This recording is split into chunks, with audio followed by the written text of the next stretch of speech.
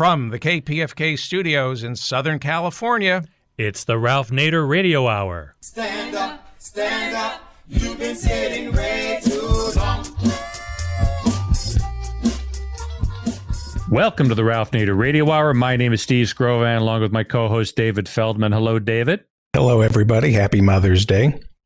Yes, and we have the man of the hour, Ralph Nader. Ralph, you wanted to say something about Mother's Day in relation to your book, The 17 Traditions. Yes, every time Mother's Day comes around, I think of this book that I put together of the way my parents raised their 4 children in a factory town in New England. And it's the only book I've ever written, Steve, that everybody loves. And I thought it would be good just to remind people that it's a wonderful Mother's Day and Father's Day upcoming in June gift. We've found a lot of young parents who use the stories as a way to raise their kids in traditions that will make them proud of their progeny. And if anybody wants to get a hold of that book, you can either go to Ralph's own website, nader.org, or go to ralphnaderradiohour.com, and we have links that send you to all of Ralph's work there. And as far as today's show goes... Can I just mention that I've written a book about how I was raised? It's called How the Rats Reformed David. I'm kidding. You're kidding, really? Yeah, I'm kidding. Oh, that wasn't real? That's Ralph's other book, How the Rats Reformed Congress. Well, let's get to our show today, which I'm calling the Jamie Show. Today, we have Maryland Congressman Jamie Raskin, who is returning to give us his inside the Beltway view of all sorts of topics: progress on the minimum wage, the environment, corporate power, Medicare for all, and the possibility of impeaching Donald Trump. That's our first Jamie. Our next Jamie is returning as Jamie Love. Jamie Love started his career working for Ralph at the Center for the Study of Responsive Law, where in the late 90s, he was instrumental in using patent and copyright laws to drastically reduce the price of AIDS drugs. He is now the director of Knowledge Ecology International, which continues much of that same kind of work over a wide array of industries. So today we're going to talk, among other things, about a story reported at CNN.com where the pharmaceutical company Questcor raised the price of a drug to a rare infant seizure disorder from $40 a vial to $39,000 a vial. That's an increase of 97,000%. I didn't know that number actually existed, 97,000%. That is vile. Yes. And in between, as always, we will take time to check in with our corporate crime reporter, Russell Mokhiber. But first, David, let's start the Jamie Show. Congressman Jamie Raskin is a returning member of the House Judiciary Committee, the Committee on Oversight and Reform, and the Committee on House Administration. He is a new member of the House Committee on Rules. For more than 25 years, Congressman Raskin has been a professor of constitutional law at American University's Washington College of Law and has authored several books, including the bestseller Overruling Democracy, The Supreme Court versus the American People, and the highly acclaimed We the Students, Supreme Court Cases for and About America's Students. Welcome back to the Ralph Nader Radio Hour, Congressman Jamie Raskin. Well, I'm delighted to be with you guys. Welcome indeed, Jamie. Let's start with the minimum wage issue among the Democrats.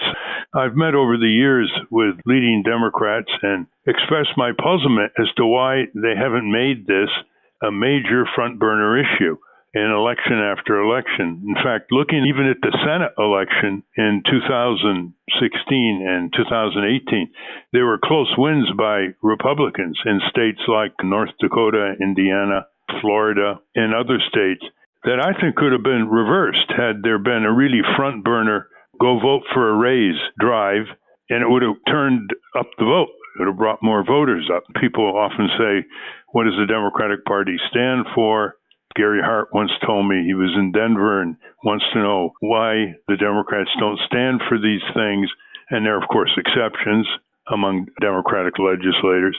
But imagine if they won the Senate, there'd be different kinds of Supreme Court nominees and everything would be quite different. So try to explain to our listeners why, other than SEIU and the workers who picketed McDonald's and others in the fight for $15 an hour, why the main Democratic Party has been so reluctant up until now, and what the situation is with the minimum wage legislation in the House of Representatives. No, thanks, Ralph, and thanks so much for having me. It was good seeing you earlier this week. I believe that the center of gravity in the Democratic Party now is very much for the Raise the Wage Act of 2019. And I mean, this really should be heartland Democratic values. It would raise wages for 40 million people in the country, a disproportionate number of whom are women and workers of color. It'll be a stimulus to the economy, and it's basically what the Democratic Party was built on in the 20th century. Labor legislation like the Fair Labor Standards Act and the National Labor Relations Act, the Wagner Act, and the minimum wage and maximum hours and so on. I think, you know, when you ask about, well, what's been the political hesitancy about it, you know, Americans know that Republicans are the party of big business. Their tax scam from 2 years ago opened up this gigantic hole in the deficit in order to give money away to the wealthiest corporations and the wealthiest people in the country. And that's who's looking out for big business. So Democrats, we like to look out for small business, and to the extent that there's any pinch felt with an increase in the minimum wage, it's the smaller businesses that are just starting out that have an issue with it. And I think that is the only reluctance, but there are ways of dealing with that, and it should not stop us from raising wages for tens of millions of Americans. Well, you know, the $15 an hour is supported now by a majority of the people, a growing majority in the polls, number one. And number two, the Democrats are facing some pause by about a dozen of their members in the House of Representatives, and so they're a little hesitant in pushing forward the raise the wage legislation, which takes the minimum wage, which is now at $7.25 federal. There are states, 29 states have passed minimum wages somewhat higher than that, and some of them have gone to $12 to $15 an hour, such as in Washington State and parts of California, etc. But there are, according to Politico, about a dozen members of the Democratic Party in the House that are pausing, they're hesitant. And the Speaker, Nancy Pelosi, doesn't want to push this bill until it's guaranteed that the Democrats will win in the House of Representatives, quite apart from the Senate. What's the problem with them? This bill is a very gradual bill. It raises the minimum wage gradually until it reaches $15 an hour in 2024. So what's the problem with getting all the Democrats behind it in the House so it can move to enactment and become a front burner issue between the Democrats and Republicans in the coming election? Well, I think it will be a unifying thing, and I think it should be. The Republicans, of course, are philosophically opposed to it.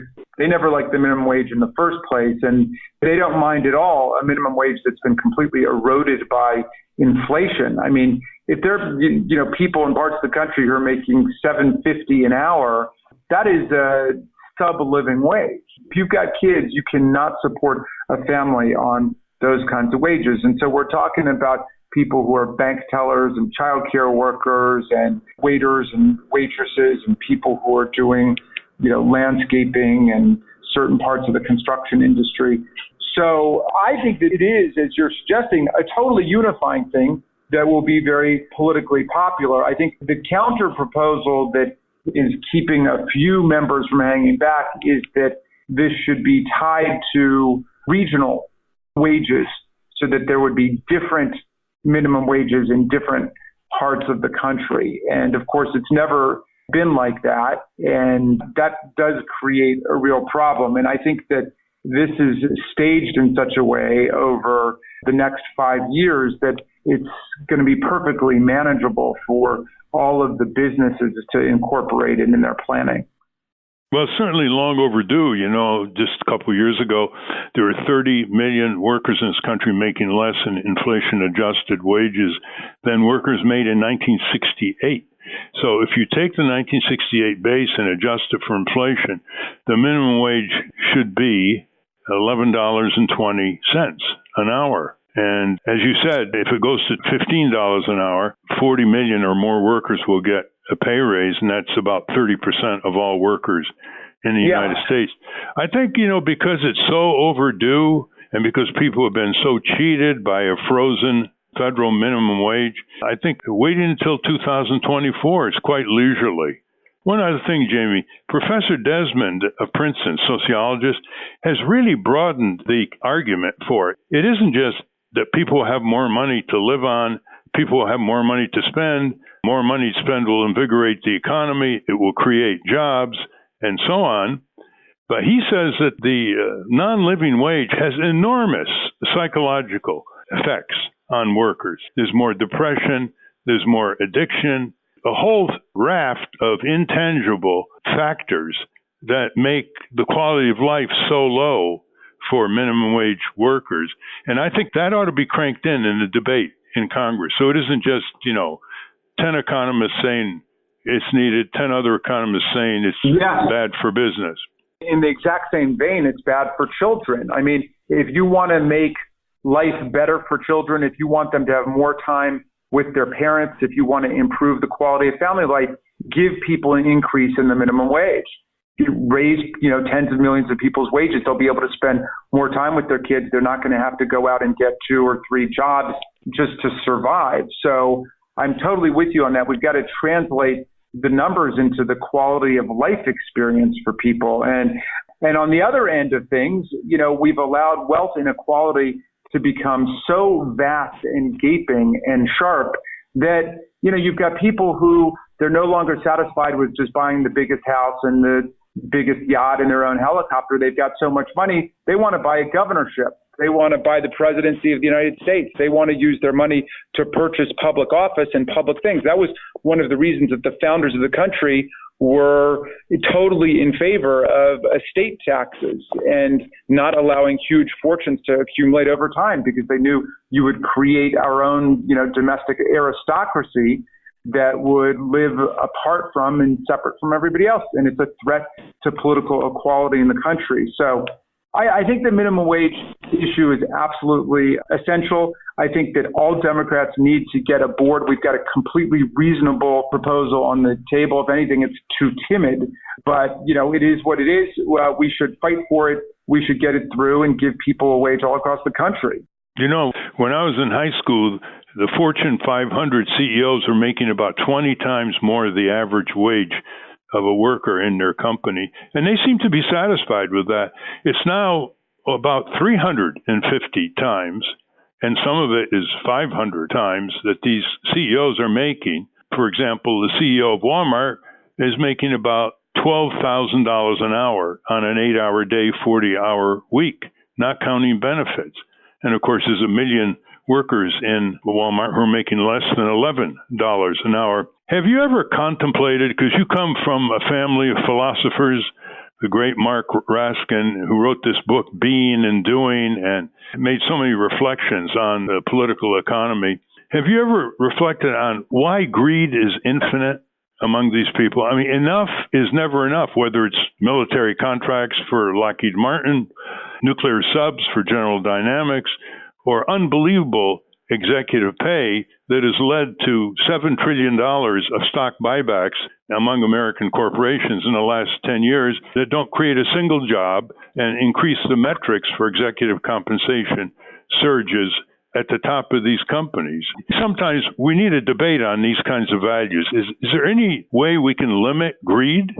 Well, I don't know that you can limit the greed, but we certainly can put laws in place that limit people's conduct. I mean, I would just add to your question by directing it at big oil and big gas and big coal. I mean, there are oil companies that were perfectly well aware of climate change 50 or 60 years ago. They were doing the research that demonstrated what the increase in carbon pollutants would do to climate on Earth and the kinds of effects. I mean, they with remarkable prescience, they predicted what kind of effects it would have in terms of the glaciers, in terms of the oceans, in terms of environmental devastation. And yet they suppressed it and decided instead to put money into denialism and manufacturing all of this propaganda to keep us from addressing it. So this is one of the things that I'm hell-bent on seeing in Congress, calling in the CEOs of those companies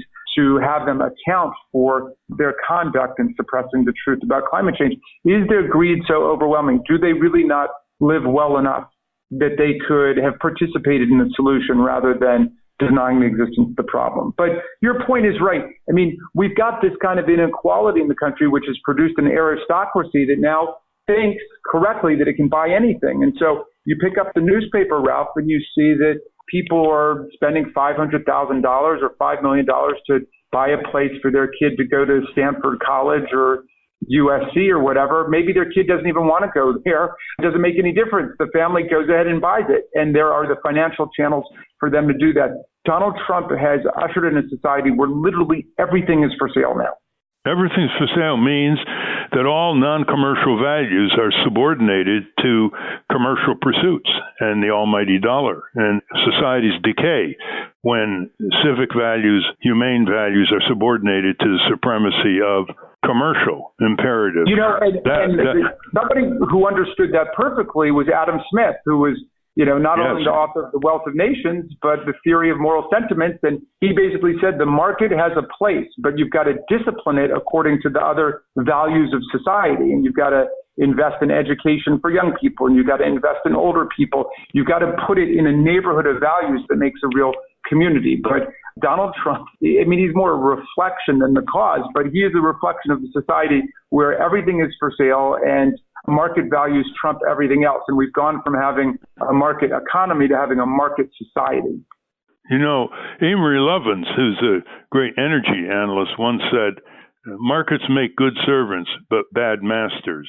And that basically is a principle in all major religions that urge their adherents not to give too much power to the merchant class, simply because it's so monistically driven and will depreciate, destroy, co-opt, turn away far more important values in a civilized society. You mentioned a few moments ago Congress. I've always talked to our listeners that it takes 1% or less of the citizens in congressional districts to turn Congress around, no matter how powerful the lobbies are, as long as they represent public opinion, a majority opinion.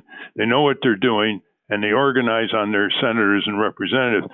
Now, you're an advocate of legislation to modernize Congress, because if we're going to use Congress to turn the country around, people have to have access to Congress. Congress has to be more open. Congress has to have more staff.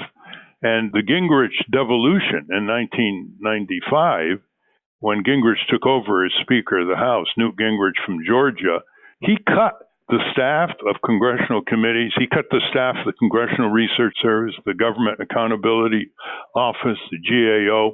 And are we entitled to expect that the Democrats, at least in the House, are going to restore those cuts so Congress can be more capable of dealing with the great challenges of our era? And here's a technical question. Can the House actually increase its staff and budget without having to go through the Senate? Yes, we would control our own budgets on each side. Each house would be able to control, the budgets. Tell us about the Modernization Act.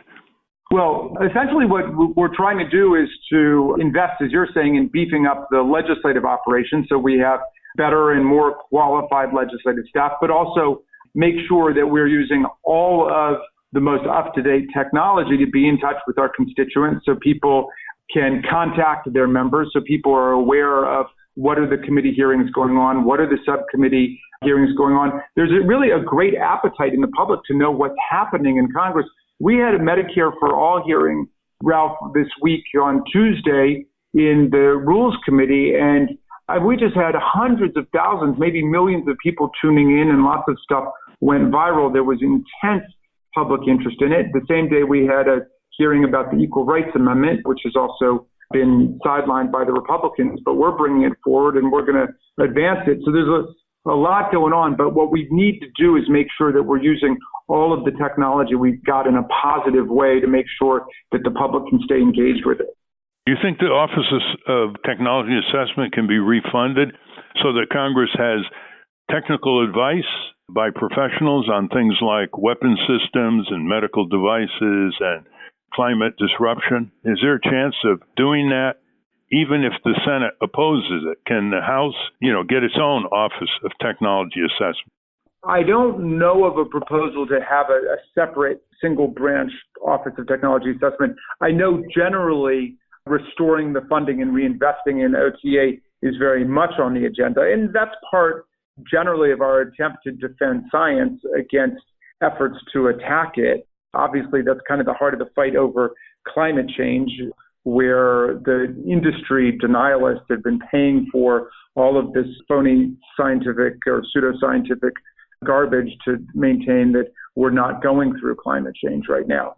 They do that across the board. There are a whole series of issues where they're putting out a cloud of pseudoscientific propaganda instead of allowing science to operate in a fair way with real integrity.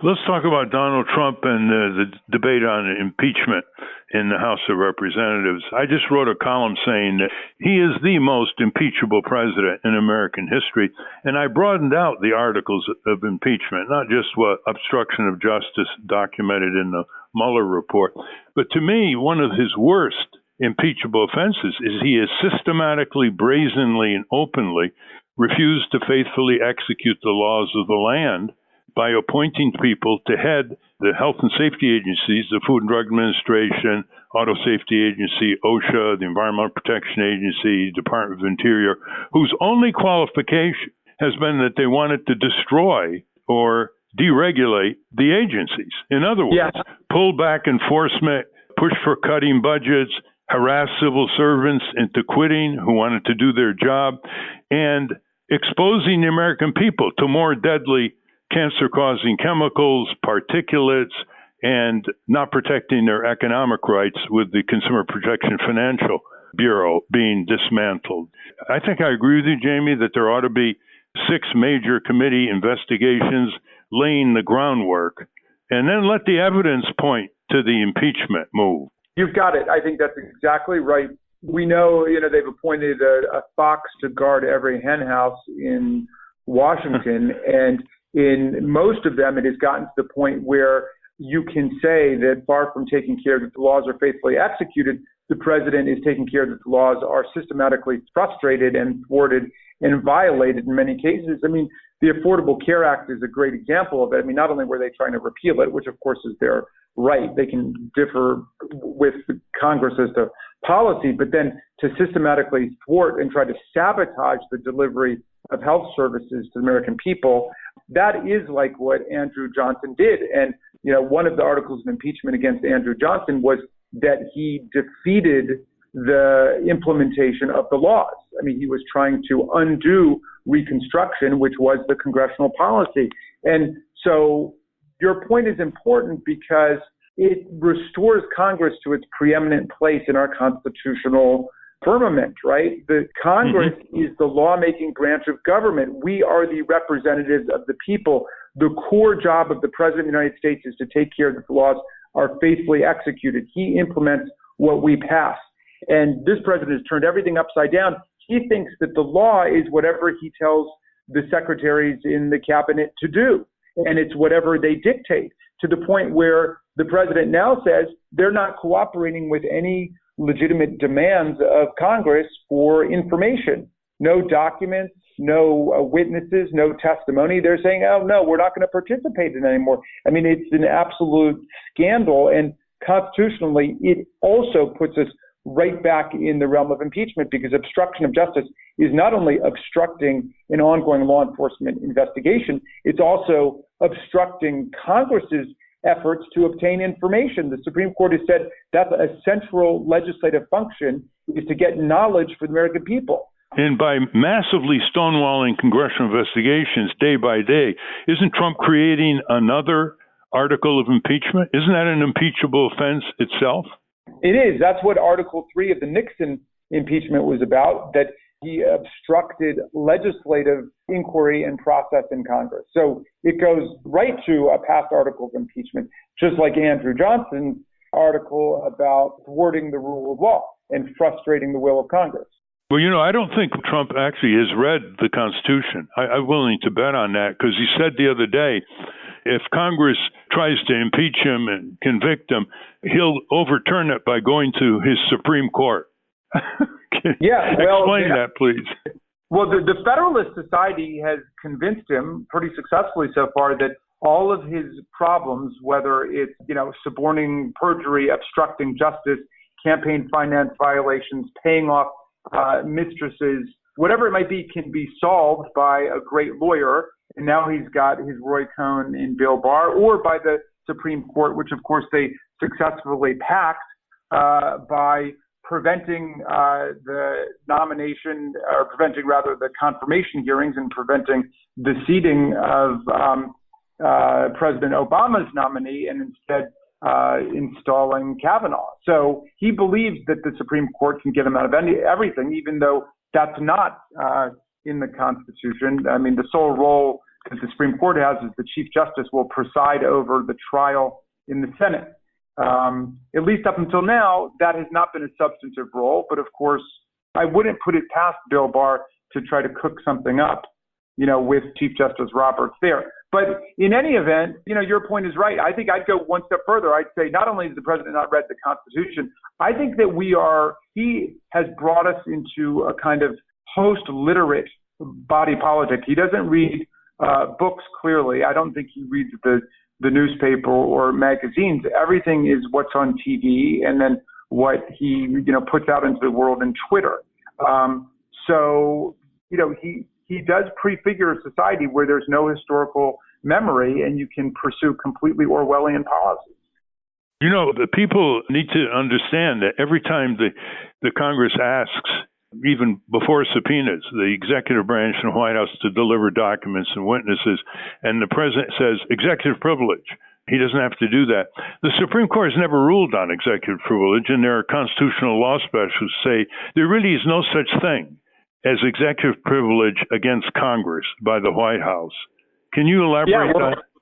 Well, certainly somebody who believes in textualism and originalism, as they claim to, would have to concede that there's nothing in the text of the Constitution which says that the president is not subject to the legislative oversight authority of Congress. And there's certainly nothing in the original intent. You can't find anything in the Federalist Papers about that. So that just doesn't exist. I mean, the Stork brought that one. I mean, that's a made-up doctrine. There might be certain very limited, discrete exceptions that have been recognized, but nothing like what they're saying today. I mean, the president is in sweeping bad faith defiance of Congress in not turning over materials about their corruption of the White House Personnel Office and the security clearance process, where they overrode the professional staff 25 different times to grant security clearances to people who the professional staff thought presented a national security danger or a conflict of interest that preempted their ability to get a security clearance.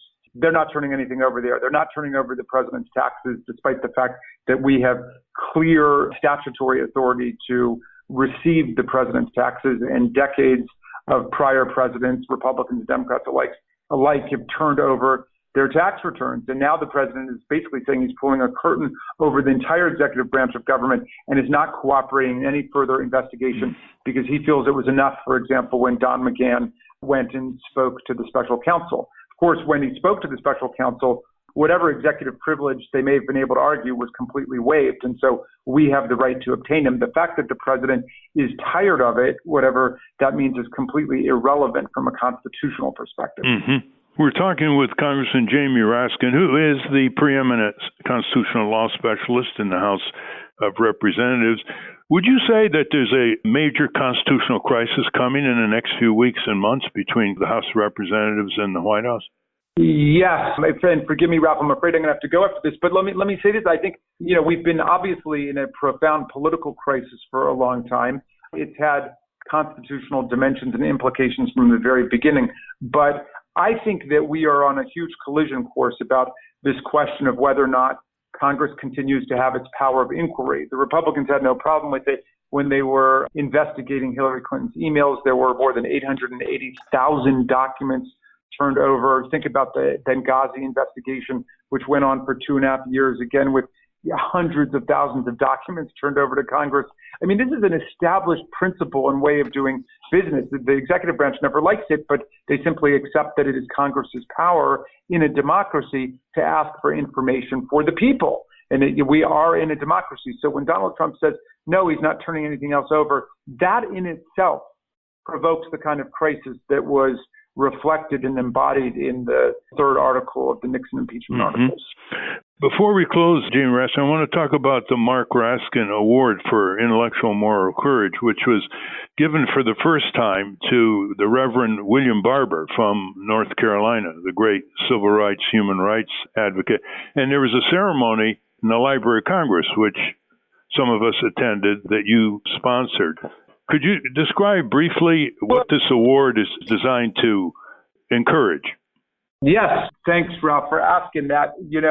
My dad died 2 Christmases ago, and our family decided with the Institute for Policy Studies and at the encouragement of some close friends of our family to set up an award in my dad's honor, and it's called the Marcus Raskin Award for Intellectual and Civil Courage for people who take bold and aggressive stands to pursue the kind of values that my dad believed in. And so the first winner is Reverend Barber from North Carolina, who started the Moral Mondays movement down there and is now heading up a new poor people's movement to continue the work that was cut short when Dr. King was assassinated in 1968. And he gave the best advice to the Democratic Party in one sentence. He said, if the Democrats want to win the next election, they better not just talk about the middle class. They better talk about the poor. And there are tens of millions of people who are living at the poverty line because of the depressed minimum wage we've got, because of the war on labor unions in the country. And Reverend Barber made a very powerful and eloquent speech where he said, don't talk about the middle class unless you're talking about everybody who's suffering in the country, the poor and working people who want to be part of the middle class. But we also have to talk about these vast inequalities that have grown up in the country now. And I'm glad that Elizabeth Warren in her campaign has begun to talk about the idea of a wealth tax beginning at people who have $50 million. She says, tax 2 cents on the dollar after $50 million. And we can fund universal pre-K in America. We can pay back college loans for the people who are hard up and so on. So I think that our side of the aisle is beginning to talk about this problem of political and economic inequality. And has Reverend Barber's speech been streamed? Can people access it? Yeah, it was streamed as he made it, and I think you can find it at the Institute for Policy Studies website. Institute for Policy Studies. Thank you. We've been talking with Congressman Jamie Raskin from Maryland, a rising star in the House of Representatives based on his policies and his brains. Thanks very much, Jamie. Thanks for having me, Ralph. I really appreciate it. How about it? We've been speaking with Congressman Jamie Raskin of Maryland. We will link to his work at ralphnaderradiohour.com. When we return, we will talk about how a pharma company raised the price of a drug 97,000%. But first, let's check in with our corporate crime reporter, Russell Mokhiber. Take it away, Russell. From the National Press Building in Washington, D.C., this is your Corporate Crime Reporter Morning Minute for Friday, May 10, 2019. I'm Russell Mokhiber. In the past decade, nearly 2 million injuries and more than 80,000 deaths have been linked to faulty medical devices, many approved with little or no clinical testing. That's according to a report in the New York Times. There have been metal hips that release poisonous debris into the body, implantable defibrillators that shock people at random, and artificial heart valves with questionable shelf lives. In operating rooms, there have been staplers that misfire, temperature control machines that spray bacteria into open chest cavities, and robotic surgeons that slap, burn, and in some cases maim patients. According to the Times report, in every one of these cases, a combination of dubious regulatory approvals, skimpy post-market surveillance, and faltering responses from regulators caused irrevocable harm that might have been avoided. For the Corporate Crime Reporter, I'm Russell Mokhiber. Thank you, Russell. David, introduce us to our next Jamie. James Love is Director of Knowledge Ecology International. The current focus of Knowledge Ecology International is on the financing of research and development, intellectual property rights, prices for and access to new drugs, vaccines, and other medical technologies. Mr. Love also advises UN agencies, national governments, international and regional intergovernmental organizations, and public health NGOs. Welcome back to the Ralph Nader Radio Hour, Jamie Love. Well, thank you very much. It's great to talk to Ralph, and this is an important topic. Okay, Jamie, let's roll with it because people are going to learn a lot in this section. And David, you underestimated Jamie Love's impact. He, probably more than any other single person, worked relentlessly around half the world to break the price of the AIDS drugs from $10,000 per patient in Africa per year to $300 per year, because he found a Indian drug company that said, sure, we can do it for a lot cheaper than the gouging U.S. drug companies. And it's part of our culture that we don't recognize such heroic achievements. And did he work with the current head of Public Citizen on that? He worked out of our center in Washington, and then he started his own group. But Jamie Love, in my book, has done the greatest work in advancing public health and gotten the least credit of anybody I know in the United States. He's relentless. He's indefatigable. He's so smart that when he graduated from high school in the state of Washington and went to Alaska, wrote some brilliant memos on the oil industry. They let him in to graduate work at the Kennedy Center at Harvard University. He skipped the undergraduate level. Now, with all that background, I want to start not with the gouging prices, which should be basically a crime after a point. But these gouging prices are made possible by, one, the U.S. government's patent monopoly grant to these corporations, and often free research from the National Institutes of Health, given free to selected drug companies without any reasonable price cap, and allowing them to charge whatever they can get away with. So I want you to inform our public, Jamie, first of all, how large is the government research and development transfer to corporations in matters like anti-cancer drugs, hepatitis drugs? And then I want to get to your very creative way of stopping the present U.S. patent monopoly system from giving so many years of cover for these viciously spiraling prices that basically say to the American people, pay or die. Start with the National Institutes of Health, Jamie. Well, as you know, the National Institutes of Health has a budget of well over $30 billion a year devoted to healthcare research. Not all of it is on drug development or the development of new therapies like CAR T treatments for cancer, but a significant amount of it is. In addition, though, to the National Institutes of Health, the federal government spends a fair amount of research in other parts of the government. BARDA, for example, is part of it, the Department of Health and Human Services, and it does a lot of work on drug development, particularly for infectious diseases and antibiotics. Then you have research being done at the Department of Veterans Affairs, in the Navy, and the Army, the National Science Foundation, even NASA is funded drug development projects. So throughout the federal government, there's a variety of different programs which go into play. There's sort of two aspects to this. One is just moving the science forward, which really opens up these whole areas of drug development. And then sometimes you can actually relate the government's investments to very specific products that are worth quite a bit of money. For example, in this new cancer treatment therapy, CAR T treatments, where they take blood from a patient that has cancer, isolate your T cells, and then modify those T cells, which are part of your immune system, with a virus so it is more effective in fighting cancer, and then re-inject them back into your body. The first two such technologies were approved in the U.S.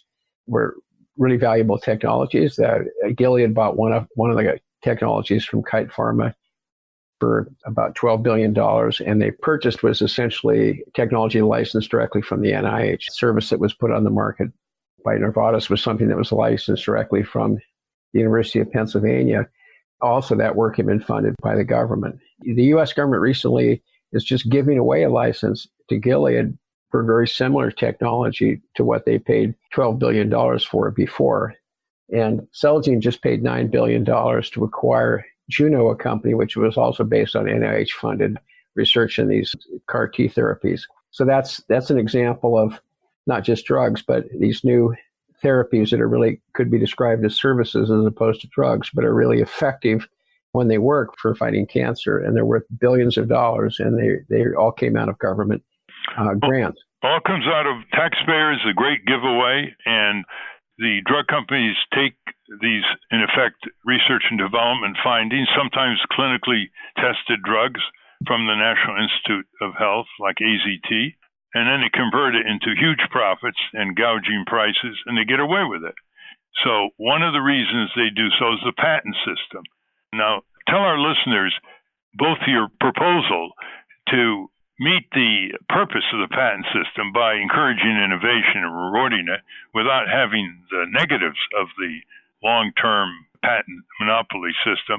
And second, does the U.S. government and the World Health Organization, do they have authority to break a patent if a company in the middle of an epidemic refuses to sell a drug unless the public meets its gouging price?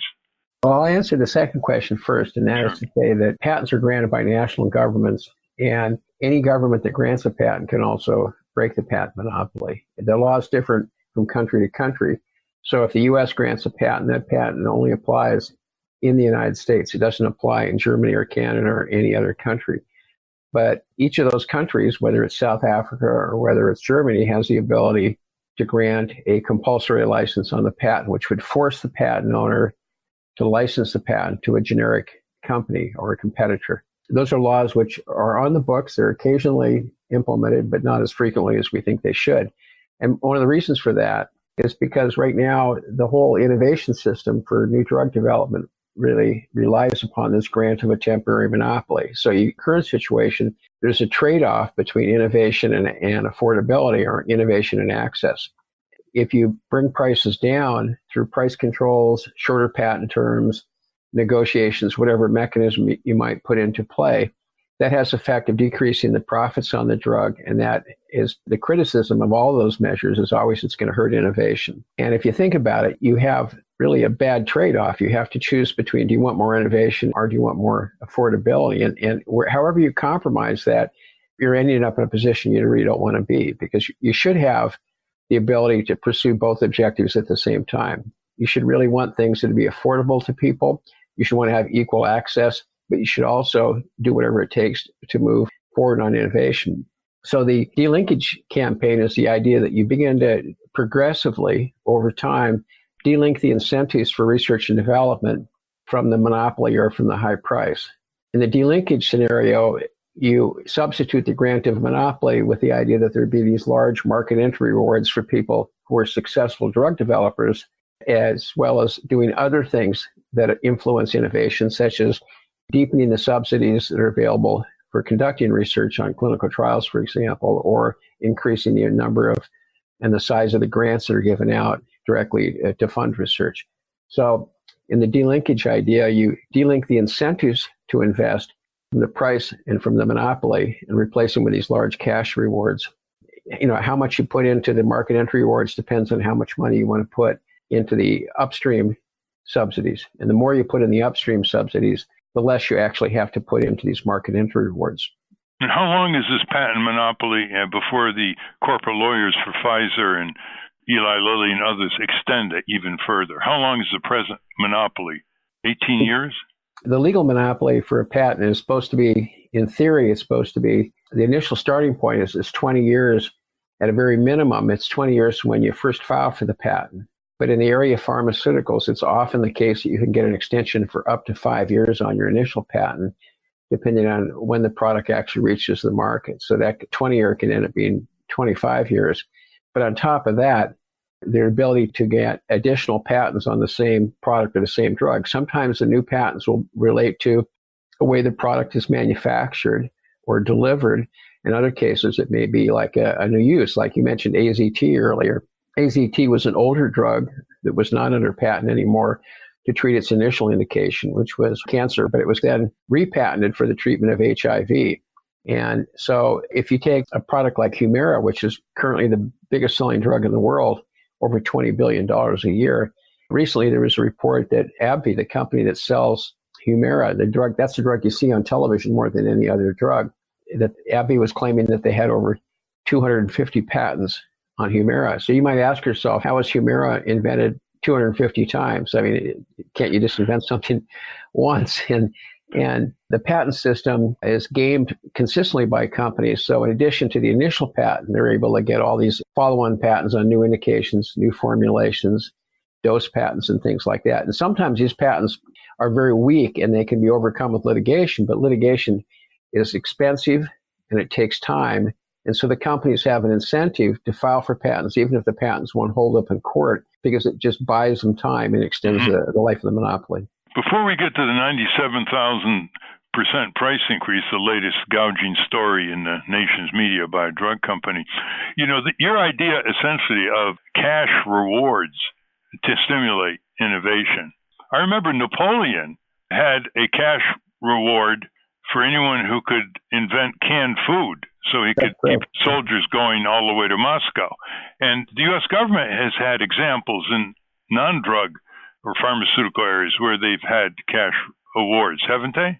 Yes. If you go back and look at the period, there was a time when the notion that you put out large, sometimes referred to as prizes or premiums, they have different terms in the literature over the years, but the idea that cash prizes or cash market entry awards would be a substitute for patents or a competitor to the patent system has come up again and again. At one point, the British Parliament debated whether they should abolish the patent system in favor of prizes. And right around the time of the Civil War, the New York Times wrote an editorial saying that the U.S. should do the same thing in the United States.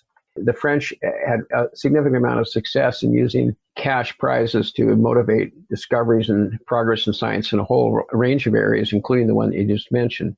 I think that the modern thinking on pharmaceuticals has advanced quite a bit. And like Senator Sanders has introduced legislation to introduce prize fund type models in the United States Congress. And there's been about 13, 14 U.S. senators that have supported a study at the national academies to see if that's a superior system of what we currently have. What actually happened on Tuesday of this week is there's a proposal in the World Health Organization that will be debated starting the 20th of May this month in Geneva, Switzerland at the World Health Assembly. And one clause in this resolution would ask the WHO to create a forum to look at alternative incentives that are alternatives to the patent monopoly for drug development. And the two countries that have proposed blocking that have on Tuesday were Germany and the United States. Yeah, because of the power of the pharmaceutical industry and Mr. Trump in the White House, who hasn't done anything about drug prices, although he promised all over the country in his campaign in 2016 that he was going to go get these drug companies. I think people, when they read these, drug company executives have just raised the price of their drug from $20 a month to $2,000 a month, or this latest travesty. People say, where's the government? Why aren't they protecting us? How can they gouge us this way? Why do we have to go and beg on crowdfunding to have the drugs to save our 8-year-old child who has leukemia? How do you answer this outrage? But it's not outrage that leads to organization, to pressure on Congress. Congress can change this situation. It's all about Congress. But I don't understand, how can families who have to beg for money when right over the border they can get more reasonably priced drugs, or in other countries, how is it that they haven't mobilized and organized, Jamie? How do they get away with these 1,000% increases suddenly in the price of their drugs when they're making profit at the much lower level before they raised it? Well, the product you're referring to is an outrageous example because it's not a new product. It's a really, really old drug. And the ability to raise prices on really old drugs like that is really a shame. I mean, in most countries, you're not allowed to raise the price of drugs beyond the rate of general inflation without some special justification. The U.S. is really an outlier in the ability to just allow companies to do whatever they want in terms of raising prices. There's problems everywhere on drug pricing, but U.S. has the unique distinction of having the worst system in the world, or the distinction of having the worst system in the world. And we don't do, there's like 100 things that we do not do that we could do in the U.S. to make things better. One of which is to prevent companies from raising the price of products which are already on the market.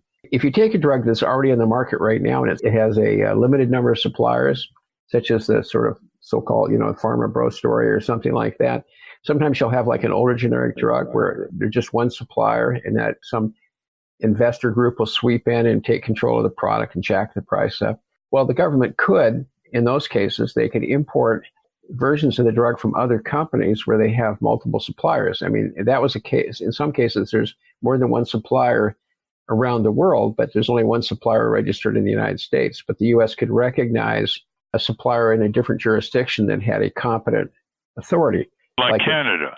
like Canada, like the UK, like Germany, like France, like countries that have a good regulatory system. And then we can permit the company that sells in that market to also sell here. That should really be an easy thing to do if the drug is off patent. It becomes more controversial if the product is still under patent. But a lot of the cases that have these astronomical price increases, those are old drugs, and the patent monopoly is long since behind it. What do you tell people who desperately need these drugs? It's a pay or die situation when they're told they have to fork over $20,000, $30,000 a month. What should they do? Well, it really depends on the product. So if it's a biological drug that has to be administered in a sort of a quasi-hospital type setting, maybe requires special storage requirements and things like that, it's going to be more difficult than it's the kind of pills you can just put in your coat pocket and get in an airplane. I advised someone recently that needed a product that was really expensive in the United States that was much cheaper in Japan. You consider actually just flying to Japan and getting a prescription there and flying back. It was far cheaper than trying to pay the U.S. price for the drug. In some cases, that's not as easy as you might think. One of my brothers was diagnosed with cancer at one point, and his insurance wasn't very good. This was before the Affordable Care Act, and his policy was really crap in terms of the coverage. And the price of the drug was far cheaper in Canada for this cancer drug. He was working as a plumber. So I called around to doctors in Canada to see if I could get a prescription for him. And for example, if a doctor was in Ontario, they couldn't give a prescription for him to pick up a drug in a pharmacy in British Columbia.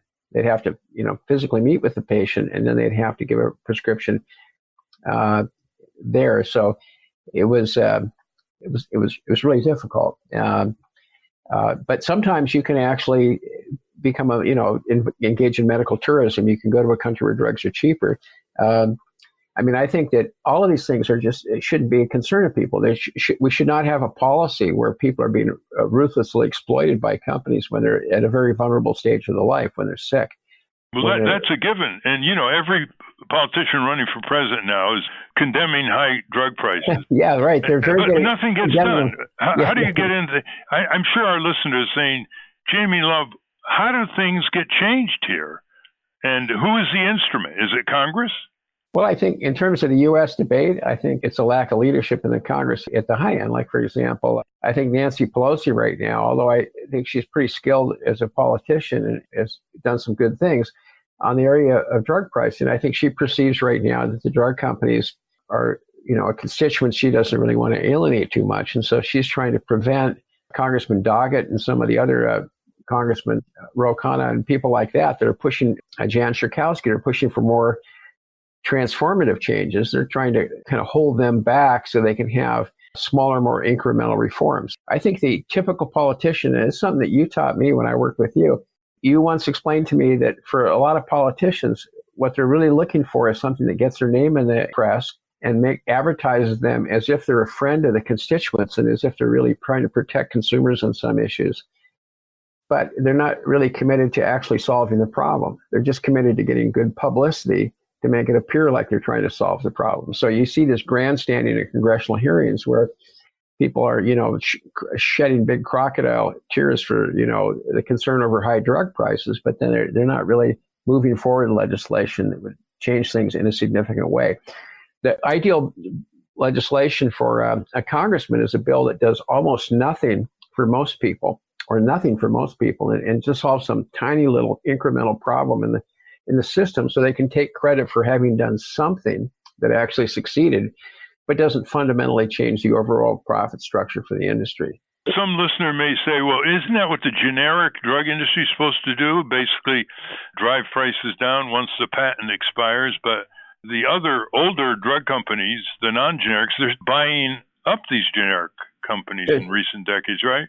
Under the Obama administration, and it's continued, but particularly under the Obama administration, there was a wave of mergers in the generic sector, which were unhelpful. And there's now too much concentration in the generic sector.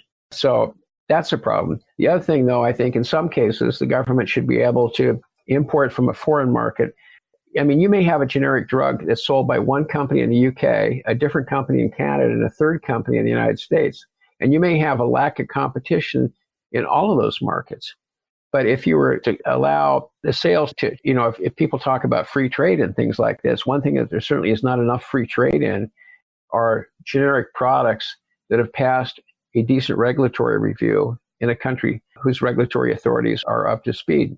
You should really be able to take advantage of the fact that there's multiple suppliers for a lot of the generic drugs in other high-income countries that have good regulatory systems. Yeah, we had a program on by the author of the book China RX, which reported large percentages of finished pharmaceuticals coming in from China. The drug companies love that. They go over there, China get them and India, manufactured, and they bring them here. So it's okay to have that kind of free trade, but not from Canada to cut the price in a competitive way of what the drug companies in New Jersey and elsewhere are overcharging Americans. Imagine they get tax subsidies, research and development credits, no price controls, reporting huge profits. They're U.S.-based chartered companies, and they charge the American people the highest prices for drugs that they charge anyone else in the world because they can't get away with it anywhere else in the world the way they can in the U.S. So much for the home of the brave, land of the free, huh? Well, thank you very much. We've been talking with Jamie Love, fearless, brilliant advocate for the public health worldwide and founder of Knowledge Ecology International. To be continued, Jamie, because the presidential campaign is going to be pushed to make this not just a rhetorical matter, but one of action in Congress. And for listeners, bring some of these up when the senators and representatives come back and ask for your vote. Tell them to stop talking and get down to acting and end this system unique in the United States where drug prices are so high, they're telling the American people and their children, you either pay or you die. And thank you for all the work that you've done on these issues over the years. You're very welcome. Thank you, Jamie. To be continued. We have been speaking with the Director of Knowledge Ecology International, Jamie Love. We will link to his work at RalphNaderRadioHour.com. I want to thank both our guests again, Jamie Raskin and Jamie Love. For those of you listening on the radio, that's our show. For you podcast listeners, stay tuned for some bonus material we call the Wrap-Up. A transcript of this show will appear on the Ralph Nader Radio Hour website soon after the episode is posted. For Ralph's weekly column, it's free. Go to nader.org. For more from Russell Mokhiber, go to corporatecrimereporter.com. Join us next week on the Ralph Nader Radio Hour when we speak to Professor Ruth Wilson Gilmore about abolishing prisons. Thank you, Ralph. Thank you, everybody. If you think you're paying too high prices for your medicines, get your doctor to ask your senator and representative to come to a town meeting. They often listen to doctors. Hi, this is Jimmy Lee Wirt, producer of the Ralph Nader Radio Hour. Welcome to the wrap-up where Steve asks Jamie Love a question about the story about the drug company that raised the price of a drug for a rare infant seizure disorder by 97,000%. Jamie, concerning this drug that we talked about that was increased 97,000%, it was used $40 a vial, then it was $39,000 a vial, and you say it was an old drug. Do you know what happened there? How did this old drug that was $40 a vial then come under this company that raised the prices? That was a case it's not the only time it's happened, but the company would look around for products that they could acquire. And they were shopping for this from it was developed by some other company who was selling it at $40 a vial. They bought out that company and said, we're going to charge you $39,000 now. Yeah, they bought the company in 2014. From a company that purchased it in 2001. So there, it was like a series of acquisition. First, Questor acquired it from another company, and then they were acquired by Mallinckrodt, yes. Yeah, and that's where the price just went through the roof. So, there was just a series of financing transactions where the ownership of the shares would change, but nothing was really changed about the manufacturing of the product. The initial path was to go from $40 a vial to $34,000 of oil in a matter of about a decade. And then I'm not sure where the prices are today, but there's been a lot of activity on this. I think that Senator Elizabeth Warren has proposed that in cases like this, the U.S. government should have the wherewithal and the facilities and the legal authority and the technical capacity these days just to actually manufacture drugs itself if you have a real failure in the generics market. I mean, for something that's used like a stent or something like that for a heart disease, you're not going to have a problem because there's just so many people are going to need the drug. It's a big market for it. You have a fairly competitive and reasonably efficient generics market. But for a lot of rare diseases or more thinly traded drugs, you really can have a breakdown in supply, either because there's a manufacturing problem somewhere or because of this problem of being run into the ground by some investors. And I think her proposal is really important. I mean, the U.S. government not just the U.S., but state governments used to manufacture their own vaccines back in the day. Lots of states had their own vaccine manufacturing facilities. The McKinsey Corporation went on a campaign for a while to persuade governments to get out of the vaccine manufacturing business, as if they'd be better off leaving that to private industry and just privatizing everything. But I think that was a mistake. And over time, people, lose the technical capacity and the know-how to actually manufacture vaccines, manufacture drugs, and they're more dependent upon whatever happens in the market. And it can take a really nasty turn, as it did in this product. And so having some backstop authority to jump in when markets are not performing well, you're not going to have the government manufacture all the drugs in the country, just the ones where the market's really not doing a very good job of providing it at a reasonable price. Well, surely Medicare is not going to pay that $39,000 a vial, right? Well, I'm not really sure what they're paying for that one. And they pay pretty high prices for things. If you look at a drug like Xtandi, which is a prostate cancer drug, and it was developed with an Army grant, an NIH grant at UCLA. The list price in the United States is, I think, now over $160,000 a year. Most of the sales are to Medicare for that product. The prices are somewhat lower, but not that much lower in the Medicare program. And the price in Japan, it used to license it to a company that licensed to a company in Japan. And in Japan, where Astellas, the company that is a marketer of it, it's 20% of the U.S. price in Japan. It's 1/5, even though the drug was developed on a government grant. And Medicare was asked, they had an offer from a generic company to manufacture a product they were paying about $85 a pill for there, and you need 4 a day. You can do the math, 85 times 4, that's a lot of money every single day for someone with prostate cancer. A company in Canada offered to sell it to the Medicare program for $3 a day. And the Obama administration rejected that offer, or was non-responsive. So there are a fair amount of drugs that the U.S. government actually has rights in the patent because they funded the development of the product, like Xtandi, and there's several others. Spinraza is another example like this. This is a drug that costs $125,000 per injection, and you need 8 the first year and 4 maintenance doses for this. It's a ridiculously expensive drug for a childhood illness. It's really terrible. And the government, again, they can solve this problem if they want to. These are cases you don't even need legislation. You just need the president or the head of HHS, AZAR, just has to use the authority they already have. And even in those cases, they won't do it. So I think this is really important issue.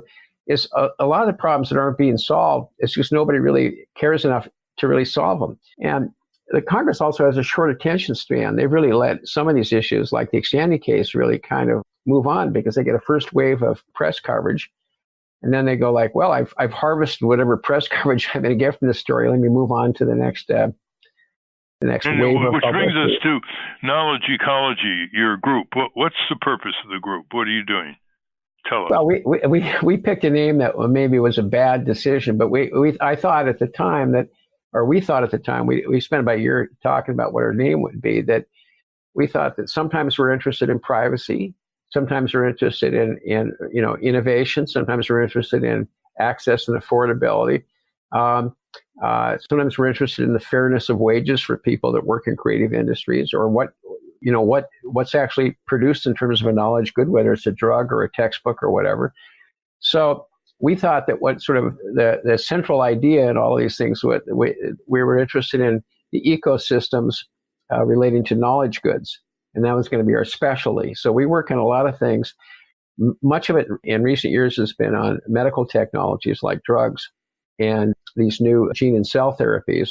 But we also, of course, were the leading group that proposed the cash treaty for the blind, which has now been ratified by the United States and many other countries. And we've worked, as you know, in the antitrust area, opposing mergers in some cases or anti-competitive practices. But I would say the biggest part of the work that we've been doing in recent years has been on trying to make drugs and other medical technologies more affordable and to change the way we finance R&D, so we don't have to have this bad trade-off between innovation and access. And how would people access your website? We're at keionline.org, KEI, which is the initials of Knowledge Ecology International, and then online.org. And then if you're on our webpage, it's not a webpage that's just designed to, look flashy or anything like that. It's mostly a lot of materials that we publish on the research that we do or in the policy analysis or the campaigns that we're involved in. And there's a section called Areas of Work. And if you check on that, you'll find links to a very large number of things that describe what we do. And that's a wrap. Join us next week on the Ralph Nader Radio Hour, where Professor Ruth Wilson Gilmore talks to us about abolishing prisons. Until next time. Stand up, you've been sitting.